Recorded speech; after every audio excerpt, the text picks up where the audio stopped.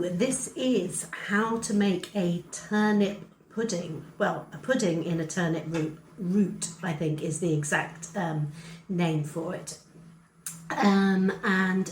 It's from a book dated around 1591, although I think the original publication was 1584. A book called, very simply, A Book of Cookery. And I think it was just initialed by somebody like A.W. or A.H. A.W. I think it was what it was initialed as. A lot of the time then, a lot of books were anonymous or just had an initial on them. It's a really simple recipe. We're going to go straight into it by looking at how you just core your turnips, and also really good to remember that the history of turnips and Swedes is a little complex in Britain generally, and sometimes the two get mixed up. The reason why I think this is probably a genuine turnip recipe is because as an alternative it uses carrots, which are sort of similar size. Well, they probably would have been a lot bigger then anyway. So let's just crack on, shall we, and go straight in with our coring and gouging out of our turnips. Okay, I'm going to start with the laborious task of having to hollow out these turnips. They really are a very ancient vegetable, aren't they? Look at them. They just look sort of medieval. Anyway, I've done one here, which is great, but that's just a little one, because obviously I have to stuff these. So I'm going to start and then I'll probably speed it up because it'll be hugely boring. Okay, so I'm just going to get a little knife and I'm going to score all around the middle.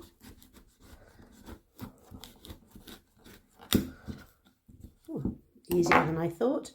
I made sure that these didn't go in the fridge yesterday so that they'd be sort of a little bit softer.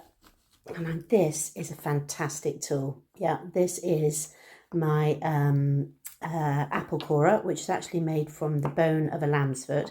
I know not everyone's cup of tea, but you know, they did things differently then.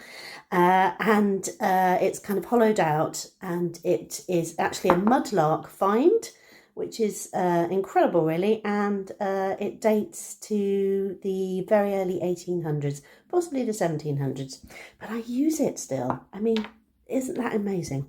And it really is one of the best things that I have to core out the innards of hard fruit and vegetables like this one. Here we go. Actually, you know, it's not as hard as I thought it would be. Shouldn't say that, should I? We're only on stage one. But remember, we're going to stuff these with all the lovely breadcrumbs and apple and spices. There we go. And I reckon, you know, probably that's going to be good enough. It's reasonably deep, and it's gonna, the stuffing I think will go in nicely in there. So yeah, I'm going to do all of these now, but I won't show you because I said it's pretty laborious and I don't think you really want to watch me coring turnips for the next 15 minutes or whatever. And I've got 120 grams of breadcrumbs here. Apples chopped. Just finishing that little job off here now. So I've used one apple because I'm only using 3 turnips. We don't want a huge amount of ingredients. This is a pink lady. You can use a Braeburn or you can use a cooking apple. It really doesn't matter. Chop it as finely as you want. I think probably because we're making a stuffing, as fine as you can. You might find that you want to put it in one of those super duper choppers. I just did it quickly by hand. And I never peel unless it's absolutely necessary, but obviously take the core out, give it a good wash. So chop fine. Then it says take currants, and I've got here 50 grams of currants. So it says take currants and hard eggs.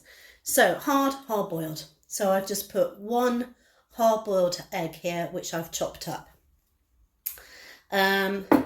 Okay, so take your currants and your hard eggs. So I'm going to add the currants to the chopped up hard-boiled egg.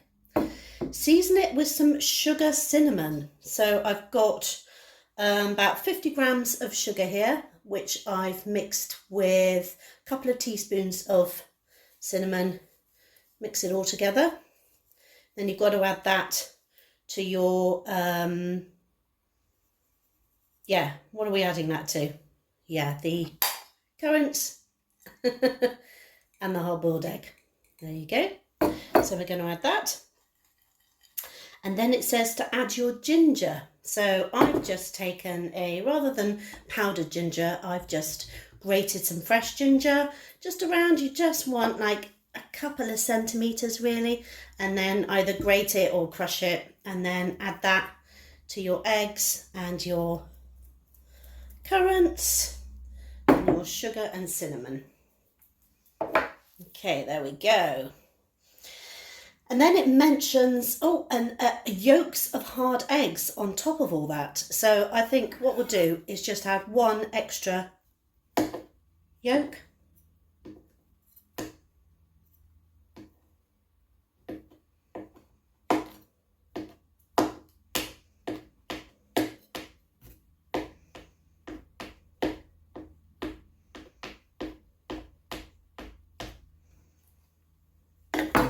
Forgot to add the apples to the breadcrumbs. So these old recipes, they don't really make a lot of sense, so you have to sort of spend quite a bit of time working through them first before you even start cooking.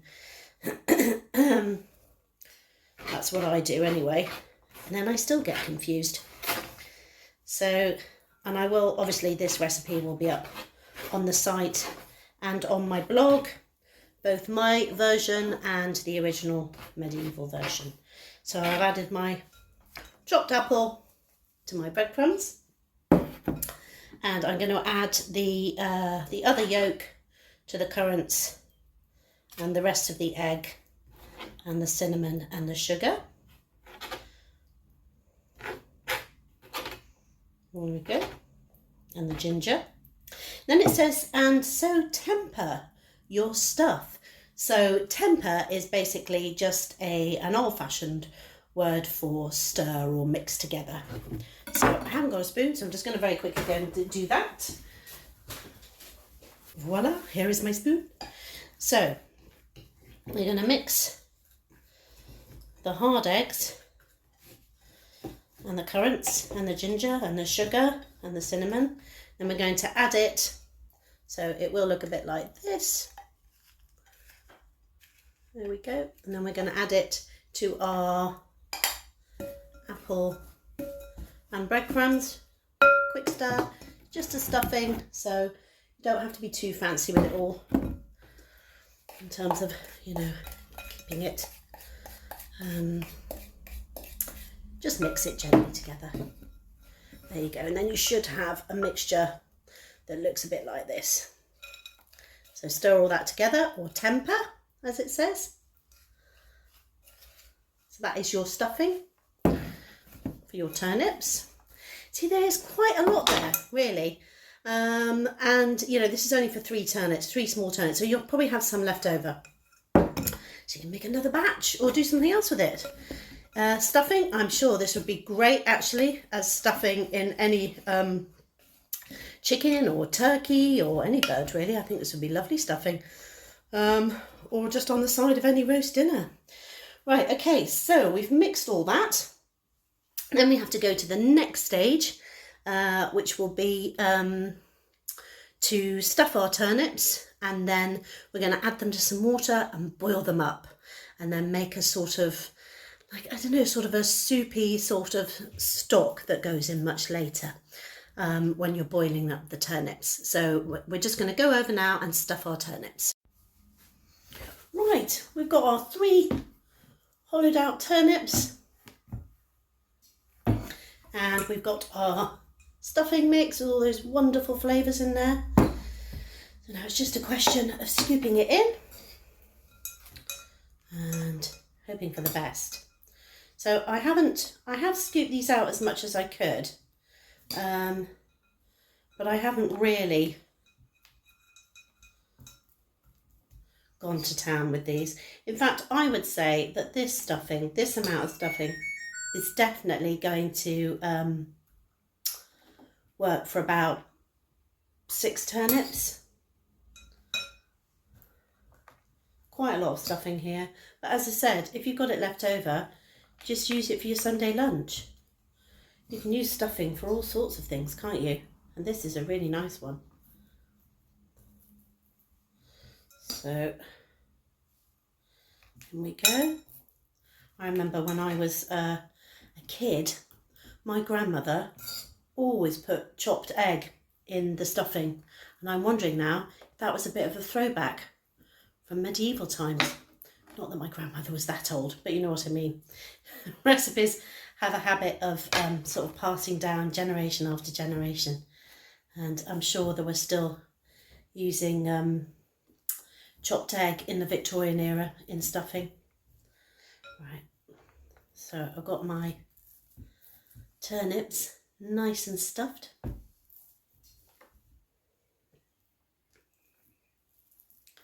Good. And we've got all the lovely sweet and savoury flavours here, which is just delicious combination, and sort of quite sort of Middle Eastern as well, which of course is a lot of our cooking heralds from. So there, you've got lovely stuffed turnips, beautiful. Right, and the next stage is to go and boil them. So the next stage is to actually boil our turnips in, I don't know, some sort of a bit of a broth type thing, where we use some rosemary and some dates and some wine and some vinegar, and then boil them all up for around the sort of time that a turnip would take to cook. So I'm saying probably about 25 minutes. That's how long I'm going to try mine for. So what we're going to do is put our stuffed turnips, here we go, looking very nice indeed, into a saucepan of water, which it says to make sure that it's boiling when you put it in, and mine is kind of simmering at the moment. And I've put about a couple of litres in. No idea whether the turnips should be covered or not. I'm assuming that a lot of the stuffing is going to come out of them if they're covered too much. So really this is going to be a bit of kind of trial and error. So let's have a go, shall we? Probably got a bit too much water there. Just going to tip a little bit of this out.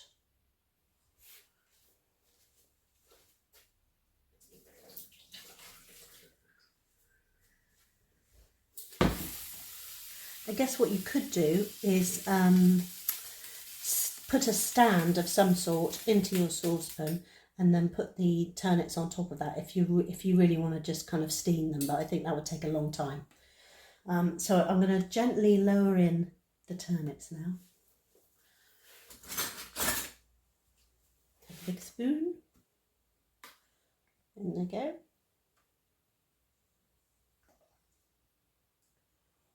Right, and so just the top of the turnip is showing in the water. There we go.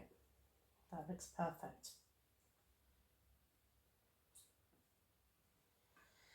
And it says in the recipe to use fair, clean water. So, sorry, you use fair water, and fair water just meant clean, basically, like sort of fair of face, clean and pretty. So there's a couple of other things that we need to add to our kind of broth that we're going to cook the turnips in. Let's go back to the recipe. So it says a piece of sweet butter. Now, that isn't what you might think. It's not kind of a sweetened butter. Sweet butter just meant really good quality butter. So I'm just going to use,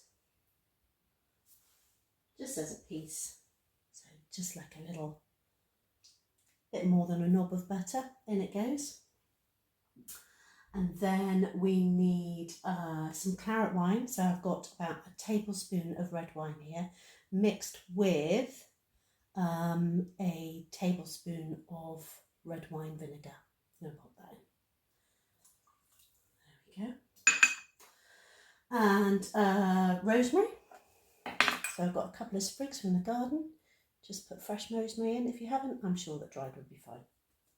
Pop those in. Then it says whole mace. I don't have any whole mace. I don't. I've just run out. It's typical, isn't it? So I'm going to use a teaspoon of powdered mace. The original recipe says to add the sugar and currants at this stage into the broth, but I added those to the stuffing, so that's kind of my version of the recipe.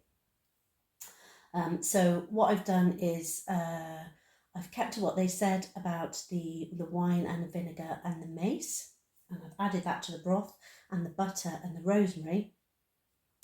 And now all there is left in the original recipe is to add the quartered dates. So I'm going to add that now.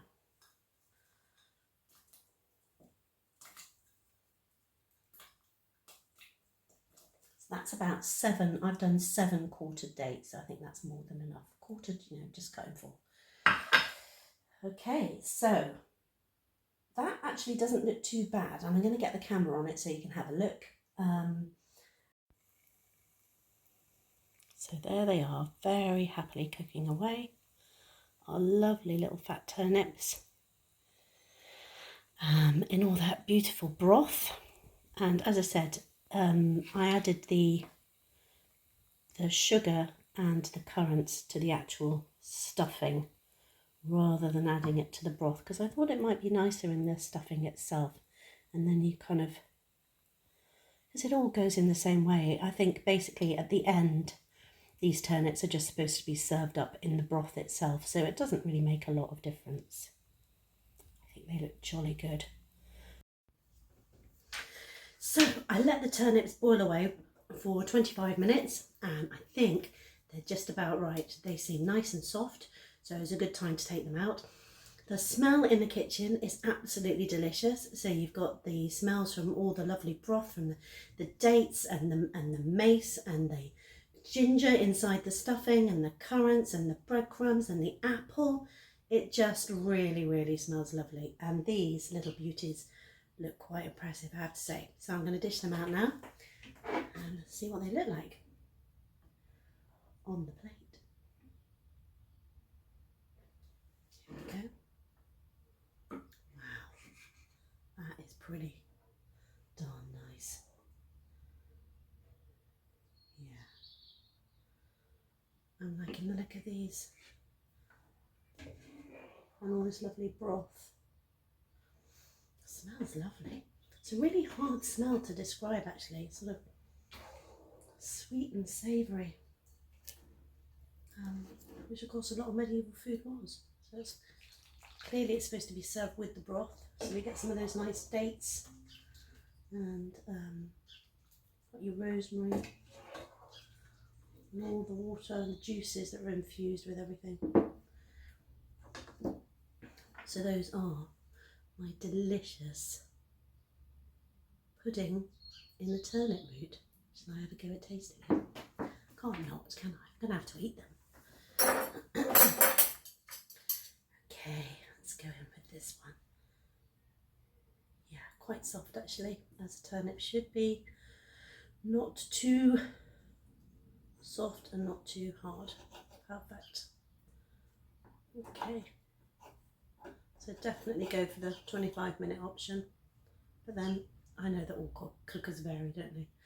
So let's add a little bit of that nice broth as well. A bit of rosemary there. Here we go.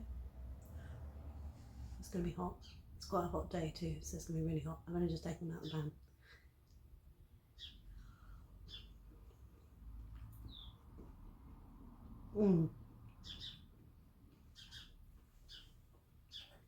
That is really nice. And the sweetness of the turnip with the sweetness of the apple and the currants, and then the savoury egg and breadcrumbs. Oh my gosh, it is so sweet. It is really like eating a very sweet pudding that you might buy today, but it still has sugar in, obviously. They did have sugar in medieval times. Let's not remember, back quite early on in medieval times. But there isn't too much sugar in this. A lot of it's still natural.